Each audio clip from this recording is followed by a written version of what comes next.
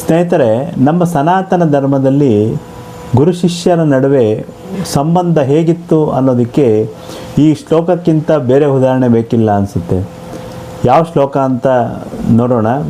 ಹರಿ ಓಂ ಸಹನಾವವತು ಸಹನೌ ಭುನಕ್ತು ಸಹ ವೀರ್ಯಂ ಕರವಾವಹೈ ತೇಜಸ್ವಿ ನಾವಧೀತಮಸ್ತು ಮಾ ವಿದ್ವಿಷಾವಹೈ.